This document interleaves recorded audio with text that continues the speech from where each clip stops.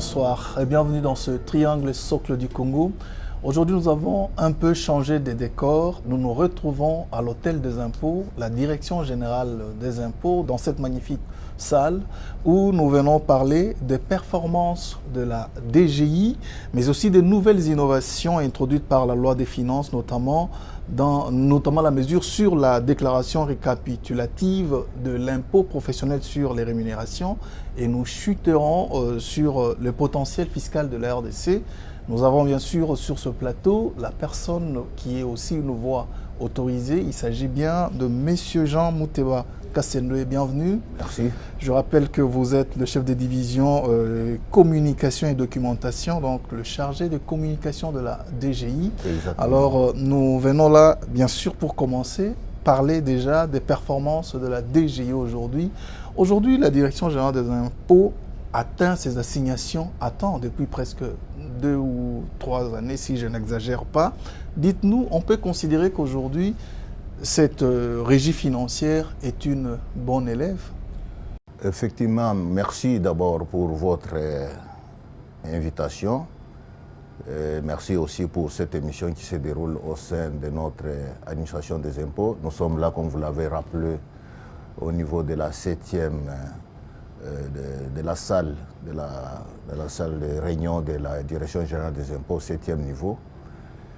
Et tout le plaisir pour nous de vous recevoir effectivement. Merci dans ce cadre-là.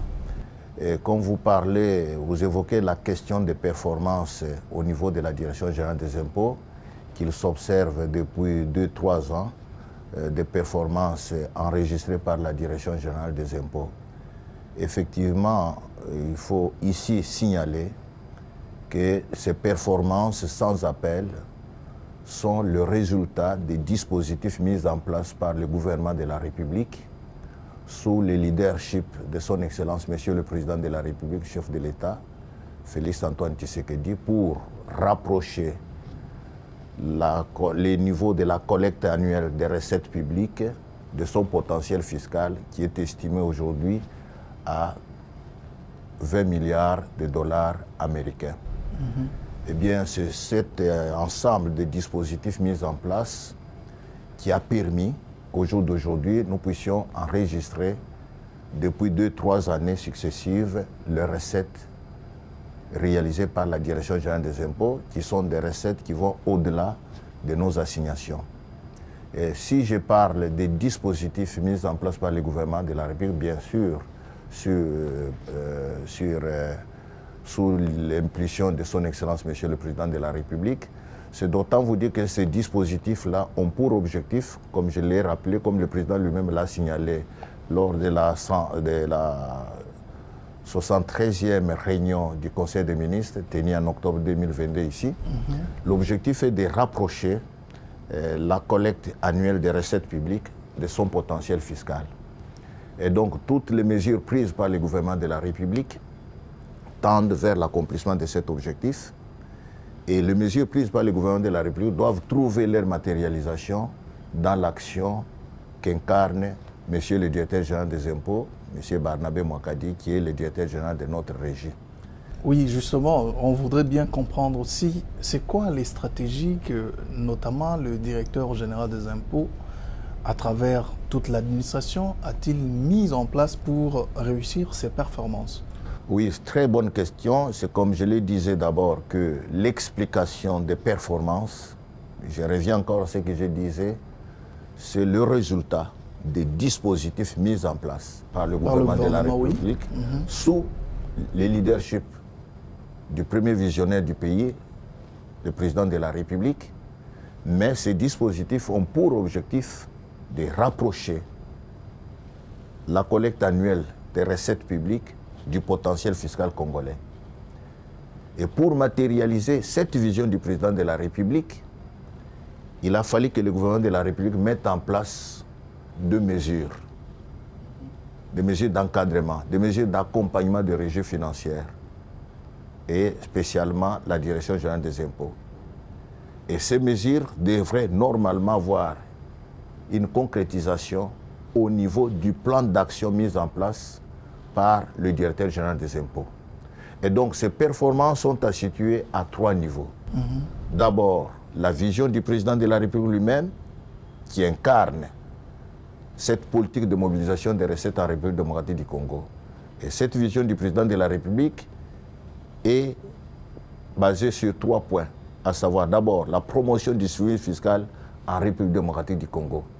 Donc c'est le président lui-même qui a voulu à ce que la culture fiscale soit... Ça vraiment, nous en sommes encore très loin. Oui, nous sommes encore, soit une vertu, une des valeurs de la population congolaise.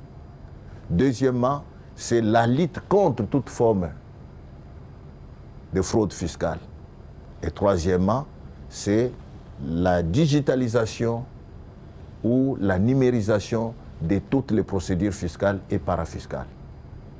Voilà ce qui résume la vision du président de la République en matière de mobilisation des recettes. C'est vrai que tout ce point, c'est encore en chantier ou bien non, c'est pas vous encore avez en chantier, déjà j'en arrive. tout Ça, est numérisé aujourd'hui, oui, on peut le croire? Oui, j'en arrive. Ça, c'est la vision du président. Mais cette vision du président doit être matérialisée par les mesures gouvernementales. Voilà pourquoi lui-même parle des dispositifs mis en place par le gouvernement. Et ces mesures, cette vision du président de la République est matérialisée. À ce qui concerne la direction générale des impôts, au travers ce que nous appelons l'instauration d'un dialogue de gestion entre le ministère des Finances et les régies financières. Et ce dialogue de gestion qui a institué ce que nous appelons les contrats de performance. Les contrats de performance qui sont des actes d'engagement de régie financière vis-à-vis du ministère des tutelles qui est le ministère des Finances pour accomplir un certain nombre d'objectifs fixés dans ces contrats-là. Nous avons par exemple la Direction générale des impôts a signé le tout premier contrat de performance en 2021 qui avait 2 volets, dont d'abord le premier volet, une augmentation volontariste des recettes fiscales en termes bien sûr de l'élargissement de l'assiette fiscale. Et le deuxième volet, c'est une insistance sur le rendement des critères de performance. Nous y reviendrons. Et en 2002, le même contrat de performance a été signé entre le ministère des Finances et la Direction générale des impôts avec aussi 2 volets, dont le premier volet, c'était de maintenir la tendance haussière des recettes telles que nous avons déjà réalisées en 2021 et deuxièmement, d'insister, comme vous venez de le dire, sur le rôle de la digitalisation ou de la numérisation dans toutes les procédures de perception de l'impôt. Et maintenant, ces mesures gouvernementales devraient normalement faire en sorte que la Direction générale des impôts mette en place les stratégies de mobilisation des recettes. Ça, c'est encore à attendre ou bien non, c'est pas déjà... attendre, parce que si on dire que c'est attendre, non, c'est pas attendre. Ce sont ces stratégies-là qui produisent aujourd'hui des recettes qu'on qualifie de performances. Mais sinon, aujourd'hui, les gens voudraient aussi avoir l'idée sur le montant, peut-être une estimation du montant déjà atteint par la DGI, par exemple, cette année. Est-ce qu'on peut, aller au-delà de 5 ou 6 milliards? C'est possible? Mais ce qu'il faut d'abord signaler là-dessus, c'est que les recettes que réalise la Direction générale des impôts sont des recettes réalisées par rapport aux assignations. D'abord. Et par rapport à ces assignations, il faut dire pour l'année 2022 ici, que les assignations annuelles de la Direction générale des impôts étaient fixées à 3,8 milliards de dollars américains. Mais jusqu'au mois de juillet 2022, la Direction générale des impôts avait déjà dépassé ces assignations annuelles. Donc, en 7 mois, déjà, la DGI avait déjà atteint ses assignations annuelles. A battu son propre record, donc. Battre son propre record, c'est devenu en quelque sorte l'ADN de la Direction générale des impôts. Vous vous souviendrez qu'en 2021, nous avons atteint nos assignations. Nous les avons dépassées jusqu'à réaliser 130% de nos assignations. Et cette année déjà, au mois de juillet, nous avons déjà atteint nos assignations annuelles. Et nous pensons qu'à la fin de cette année, nous pourrons atteindre encore ou avoisiner les 5 milliards de dollars américains. Voilà, c'est une bonne chose, c'est à saluer, mais entre-temps, vous savez que le chantier est encore grand et vous avez pensé aujourd'hui à élargir l'assiette fiscale. C'est notamment à travers ces nouvelles innovations introduites par la loi des finances, notamment la mesure sur la déclaration récapitulative de l'impôt professionnel sur le revenu. Est-ce que vous pouvez nous en parler un peu? Oui, effectivement, il faut relever une chose. C'est dans le cadre bien sûr, vous l'avez dit, de l'élargissement de l'assiette fiscale qui permettra à l'administration des impôts d'avoir un plus grand nombre de contribuables. Et cela va permettre à ce que nous ayons un impôt qu'on appellera désormais l'impôt sur le revenu des personnes physiques.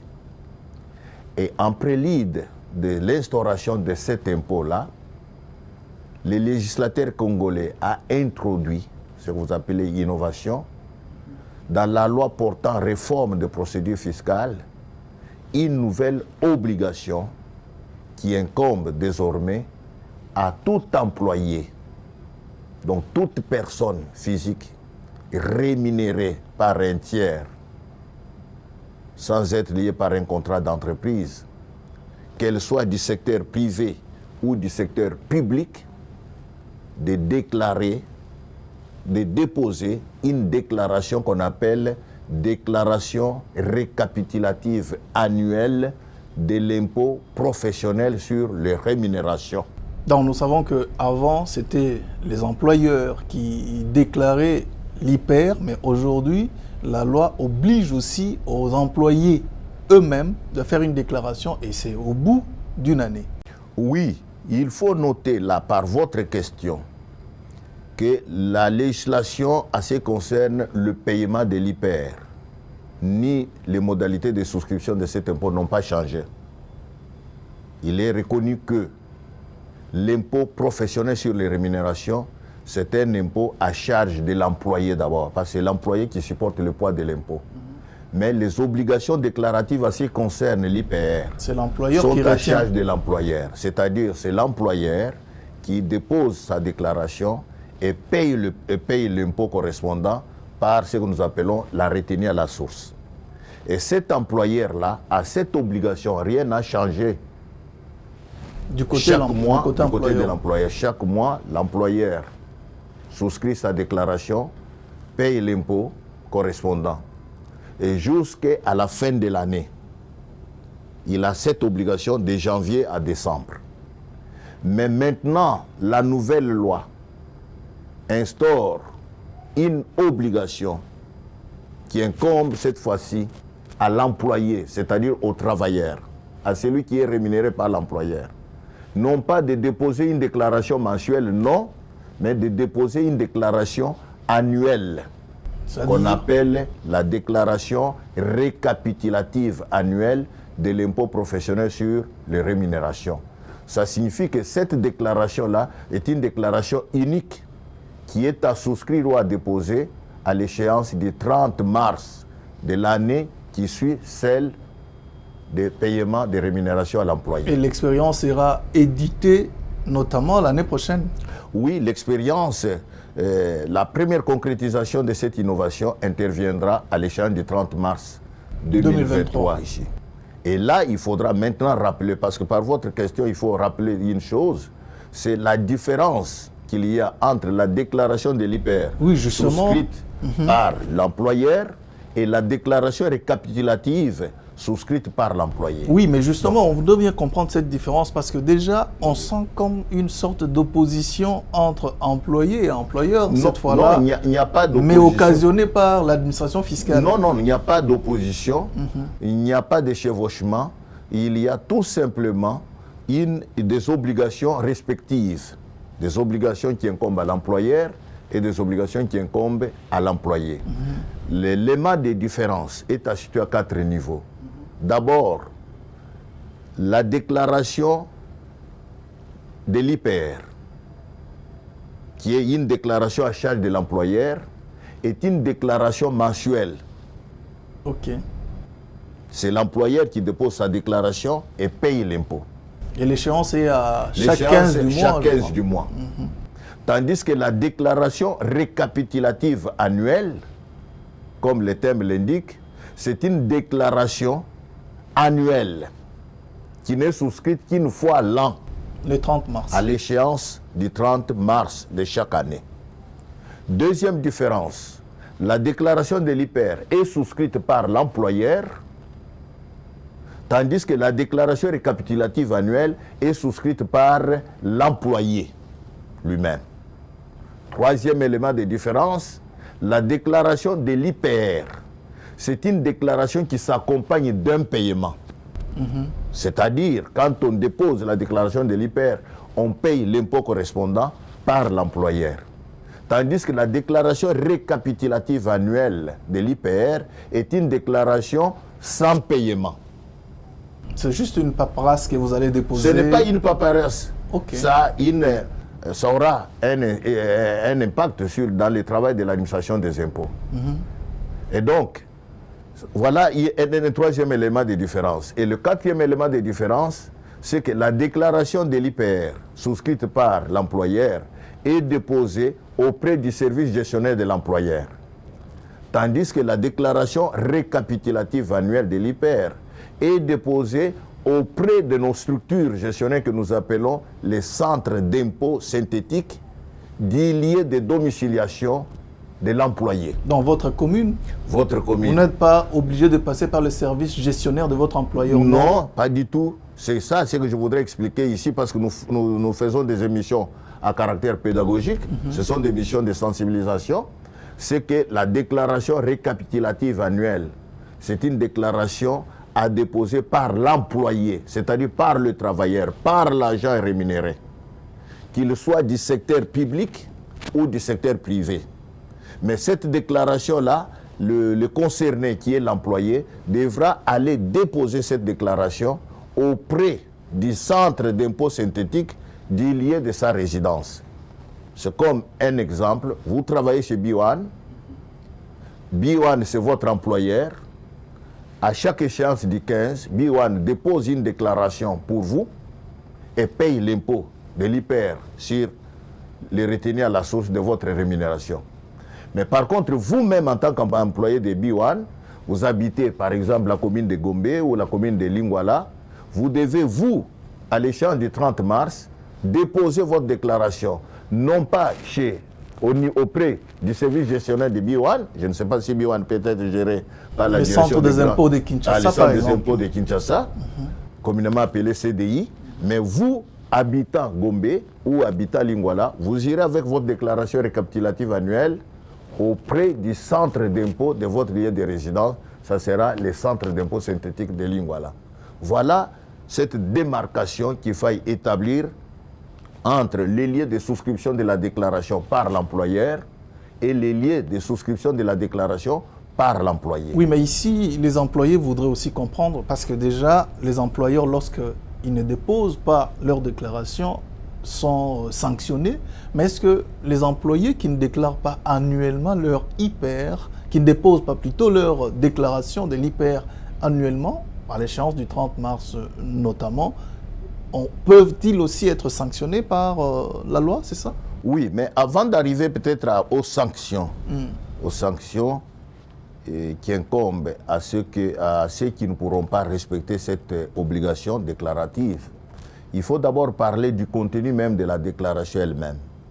Nous avons dit ici établir la différence qu'il y a entre une déclaration de l'IPR et une déclaration récapitulative annuelle pour inciter sur le fait que la déclaration récapitulative annuelle de l'IPR est une déclaration sans paiement. Il faudrait que le public nous suive attentivement. C'est une déclaration sans paiement. Il n'est pas dit que lorsqu'on va déposer cette déclaration auprès d'un centre d'impôt synthétique, on ira payer. Non. C'est tout simplement une déclaration sans paiement. C'est-à-dire, dans cette déclaration-là, l'employé doit obligatoirement renseigner les rémunérations perçues et les impôts retenus à sa charge, tels que l'employeur l'a fait. C'est à travers un bulletin de paie? Oui, à travers, j'en arrive, et cette déclaration-là doit normalement être accompagnée de ce que nous appelons communément les fiches de paie, selon le modèle prescrit en République démocratique du Congo. Le modèle officiel. Le modèle officiel en République démocratique du Congo. Et c'est cette déclaration-là qui sera déposée auprès d'un centre d'impôt synthétique du lieu de résidence de l'employé. Ça, c'est un. Dans cette fiche, dans ce formulaire-là, remis par l'administration des impôts, l'employé doit renseigner les autres employeurs. On peut trouver par exemple, comme vous êtes là, vous êtes journaliste à Biwan, vous êtes par exemple prestataire quelque part, ou vous êtes un enseignant quelque part, eh bien, dans cette fiche-là, dans ce formulaire qu'on appelle la déclaration récapitulative, vous devez normalement renseigner les noms de tous les autres employeurs. Donc, le formulaire tel conçu par l'administration des impôts renseigne déjà ou présente toutes ces rubriques, notamment la première rubrique qui est liée à l'identification du concerné et à la catégorisation de sa profession, la deuxième rubrique qui renseigne la situation de ses employeurs et la troisième case qui est la case réservée à l'administration des impôts. Donc ça, c'est le contenu de cette déclaration. Nous insistons, c'est une déclaration à déposer auprès du centre d'impôt synthétique du lieu de résidence de l'employé, mais cette déclaration devra être accompagnée de ce que nous appelons la feuille de paye. Et cette déclaration-là doit être souscrite, j'insiste bien, même si les rémunérations n'ont pas été versées. Oh. Même si les rémunérations ont été payées avec retard, même si les rémunérations ont été payées partiellement, il faudra renseigner sur ces formulaires-là que nous appelons la déclaration récapitulative annuelle de l'impôt professionnel sur les rémunérations. Et annexer les fiches de paye. Et annexer, bien sûr, les fiches de paye. On voudrait comprendre, il y a aussi des sanctions si on ne déclare pas. Oui, c'est pour cela que j'en arrive maintenant aux sanctions. Lorsque, à l'échéance, les concernés, c'est-à-dire la CGT, qui n'aura pas déposé sa déclaration récapitulative annuelle, sera sanctionné conformément aux dispositions de la loi.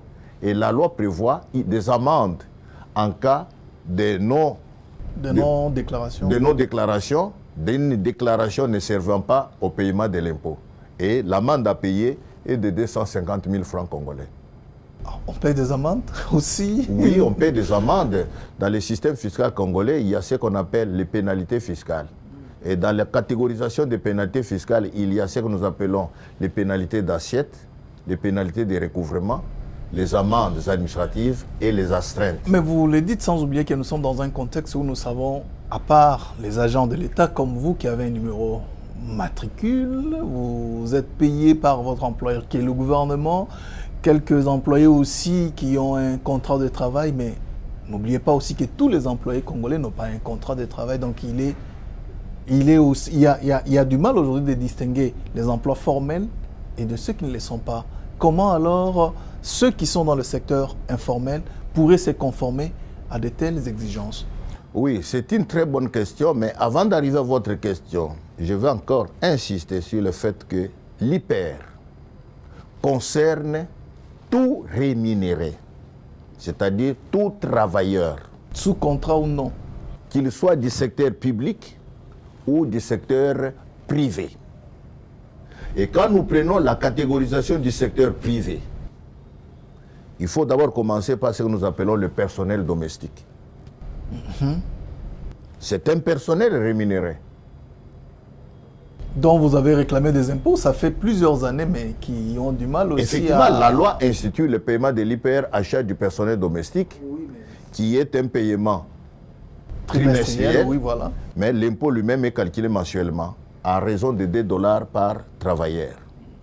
Voyez vous-même la configuration de notre société. Nous devons servir d'exemple. La plupart de nos frères et sœurs travaillent en tant que personnel domestique. Et ces personnels domestiques-là travaillent auprès de ceux qui sont appelés à respecter la loi en matière fiscale.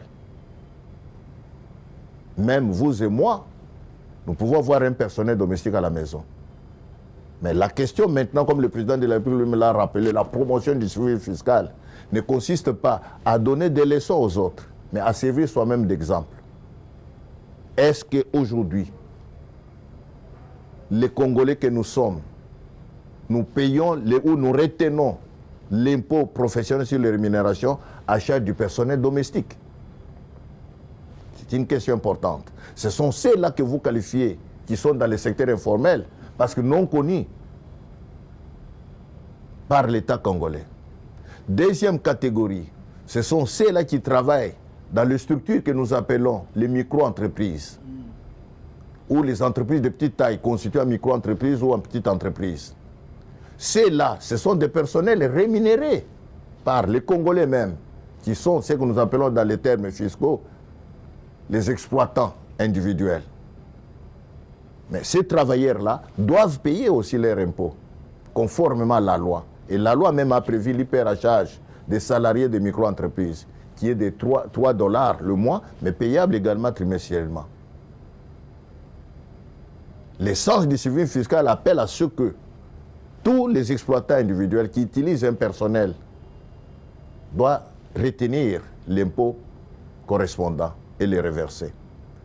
Toujours dans les secteurs privés, c'est la catégorie de travail que nous connaissons, ceux qui travaillent dans les circuits communément appelés moyennes entreprises, grandes entreprises.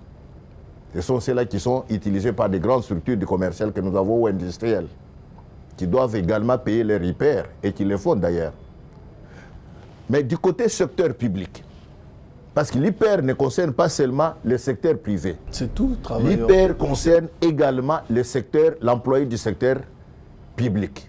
Et dans le secteur public, on y trouve également des catégories du personnel, notamment nous, agents et fonctionnaires de l'État, pour lesquels d'ailleurs l'hyper, je vous rappelle, l'hyper est retenu à la source par le ministère du Budget et reversé au Trésor public.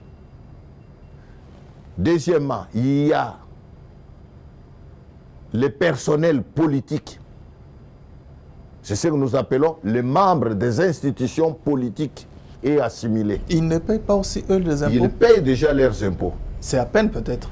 C'est pas à peine. L'administration des impôts, c'est parmi les méthodes qui ont permis à ce que nous puissions élargir l'assiette fiscale. Parce qu'aujourd'hui, je peux vous dire que l'hyper, l'hyper du secteur public, qui autrefois ne pouvait même pas dépasser 1 milliard de francs congolais, nous sommes aujourd'hui dans le cas de l'hyper du secteur public à plus de 35 milliards de dollars en francs congolais le mois.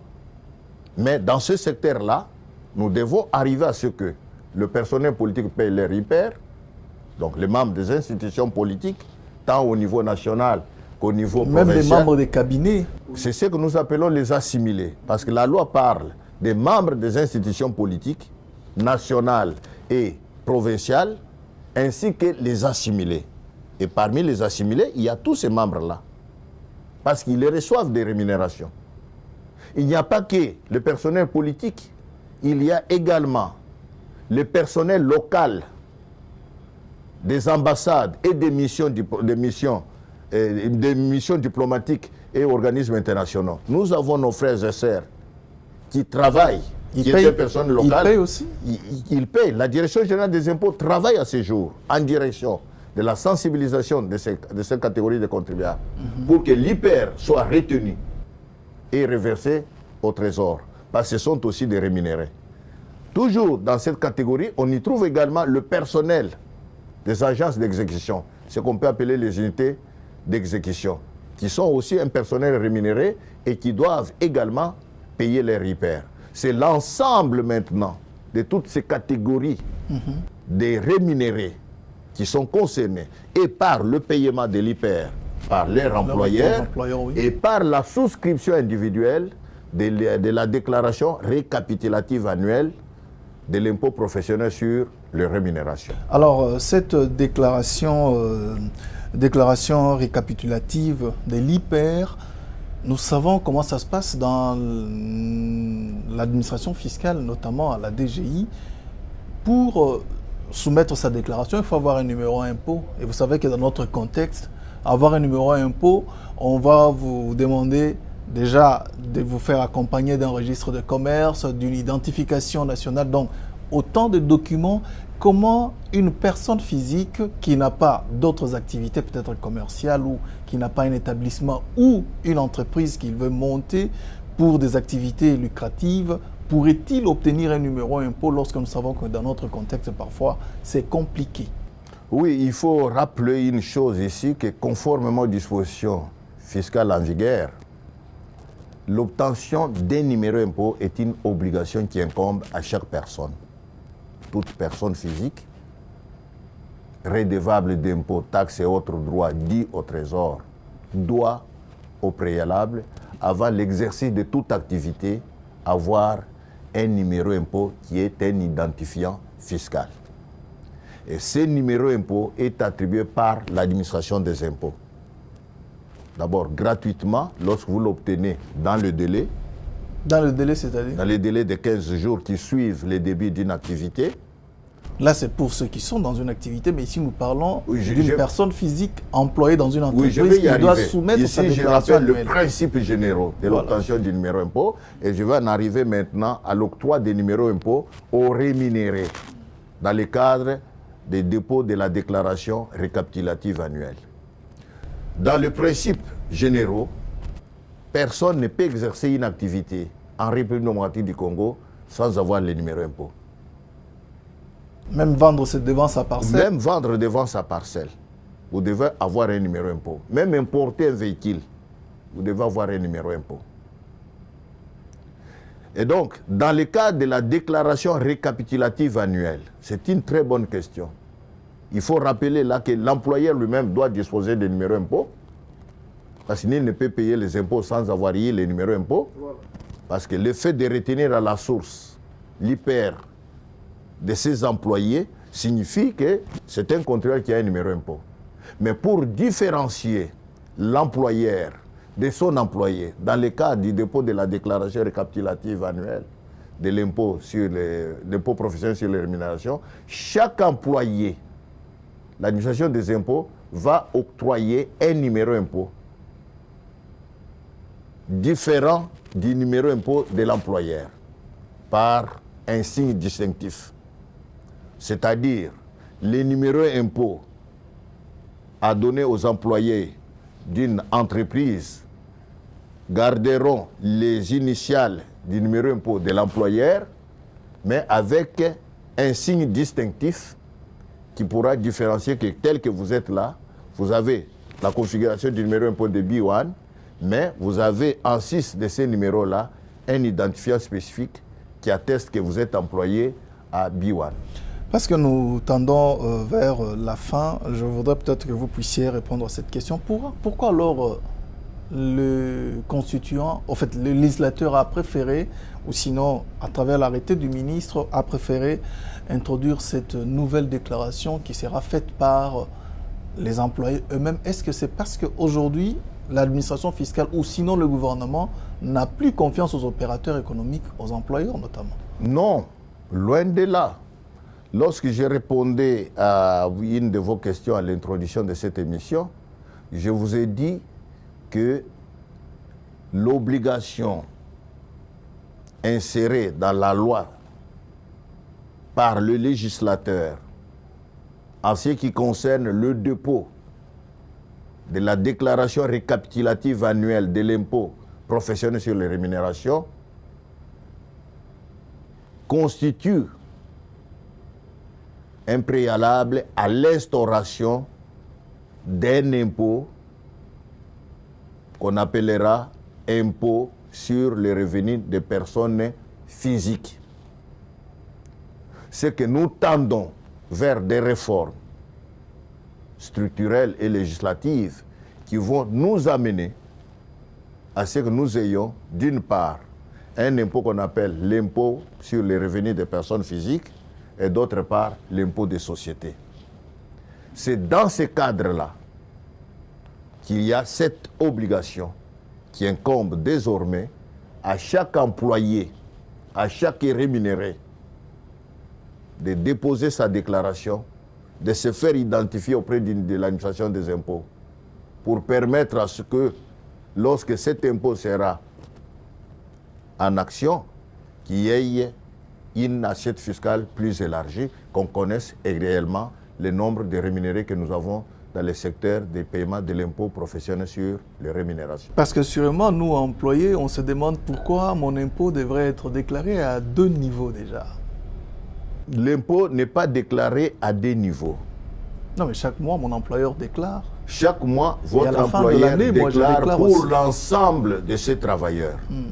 La déclaration de l'employeur, c'est une déclaration collective qui reprend l'ensemble des rémunérés. Chaque mois, selon la configuration d'une déclaration, vous y trouverez le montant des rémunérations et les impôts correspondants.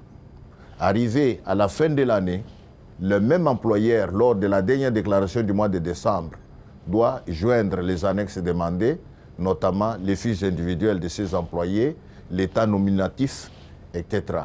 Mais par contre, l'employé que vous êtes, vous n'avez qu'une obligation une fois l'an, c'est celle de déposer votre déclaration au 30 mars, au plus tard le 30 mars de l'année qui suit celle de paiement des rémunérations. Ça signifie que là, votre déclaration à vous ne servira pas au paiement. La déclaration qui servira au paiement, c'est celle déposée par l'employeur. Mais entre-temps, vous vous attendez déjà à des foules qui vont envahir les installations des centres des impôts synthétiques. Est-ce que l'administration fiscale se prépare aussi par rapport à ça? Oui, effectivement, l'administration des impôts a déjà pris toutes les dispositions nécessaires pour un bon encadrement des échéances fiscales. Et d'ailleurs, ce n'est pas la première échéance fiscale que nous allons encadrer.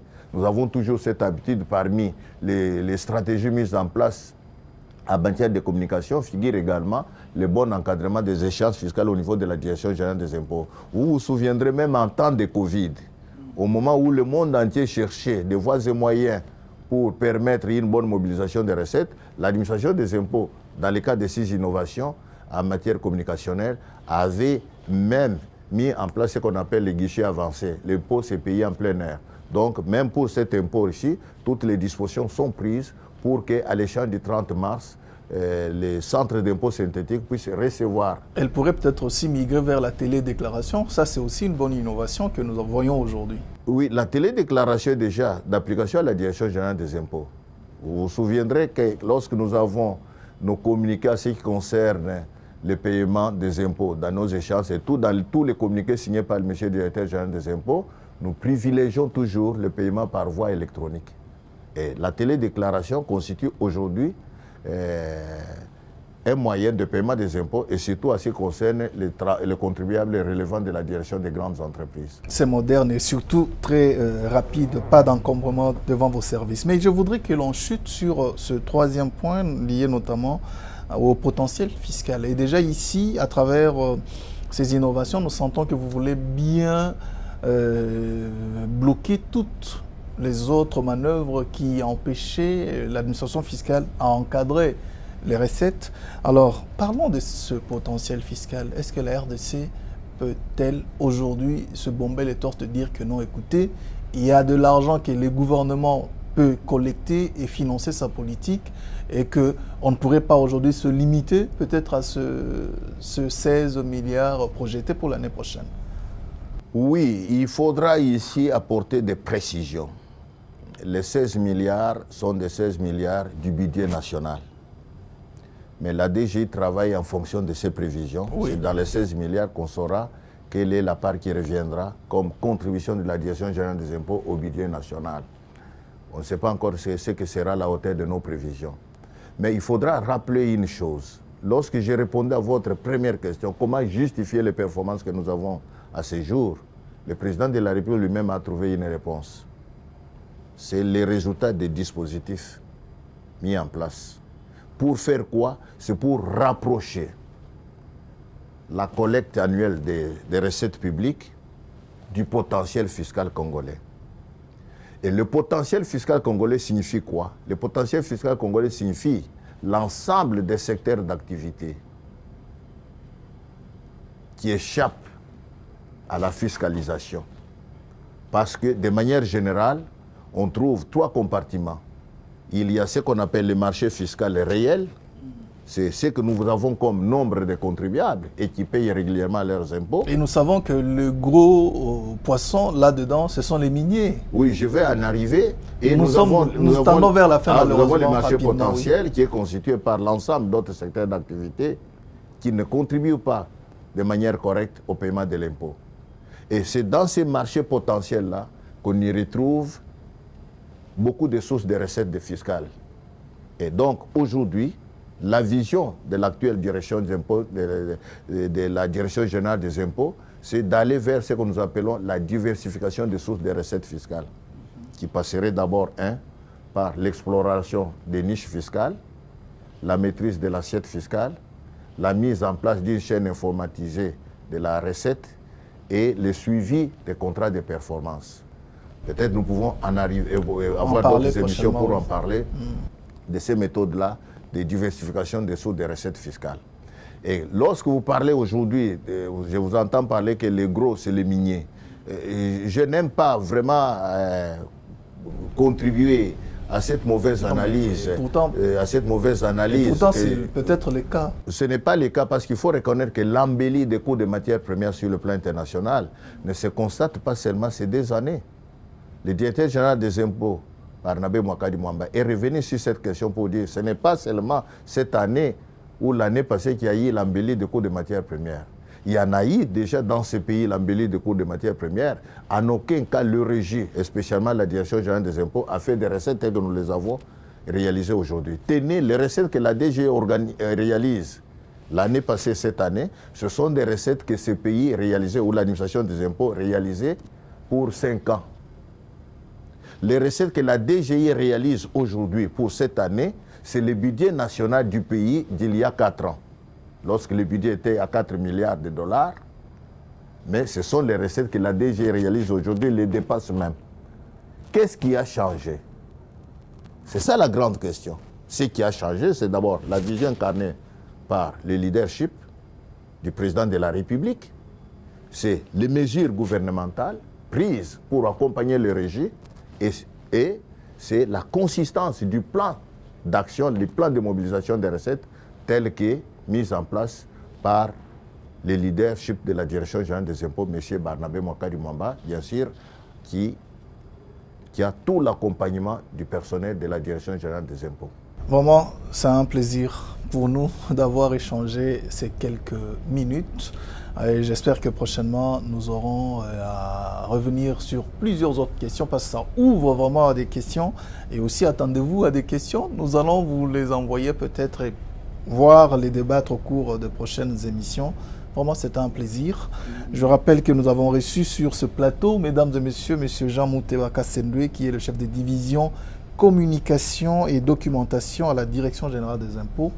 Voilà, c'est un grand plaisir pour moi, monsieur. Oui, nous vous remercions. Merci. Voilà, c'est la fin, mesdames et messieurs, de ce triangle socle du Congo. On se retrouve prochainement sur la même chaîne avec le même plaisir. Au revoir.